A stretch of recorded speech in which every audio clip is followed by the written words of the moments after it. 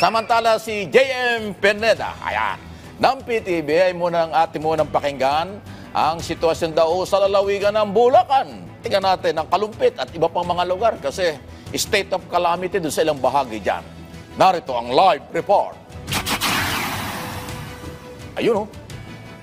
Mike, sa pag-ikot nga natin dito sa Bulacan, marami pa rin mga kabahayan ang lubog sa baha, partikular na nga dito sa Barangay Santo Niño, Kalumpit, Bulacan, kung saan may ilang mga residente pa nga rin ng tinitiis yung tubig baha at nilalakad pa rin ito. Kanina may nakausap tayong mga residente sa Barangay Santo Niño at sabi nila, kahapon nga daw ay talagang pinasok yung bahay nila. Pero ngayon nga ay medyo kahit papano daw ay humupa na yung baha doon sa bungad. Pero pag natanaw natin kanina, Mike, yung sa pinakadulo, medyo lubog pa rin yung ilang bahay dito sa Barangay Santo Niño.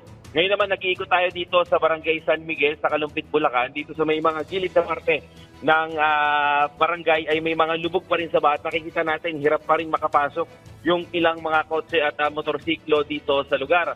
Ngayon nga ay paalala pa rin ng Kalumpit LGU na mag-ingat pa rin para maiwasan yung mga aksidente. Ngayon, Mike, nakikita natin dito, may ilang mga eskwelahan at itong mga nakikita natin dito sa gilid. Lubog pa rin sila sa baha dahil medyo mailalim yung lugar eh. Pag nakita niyo yung pinaka-lugar dito sa Barangay San Miguel, puro palubog yung mga lugar. Kaya pag makikita mo, puro tubig talaga yung ilalim. Pero yung pinaka-main na kalsada o yung main na road ay hindi naman inaabot ng tubig. Yan muna, latest dito sa Bulacan. Balik sa'yo, Mike.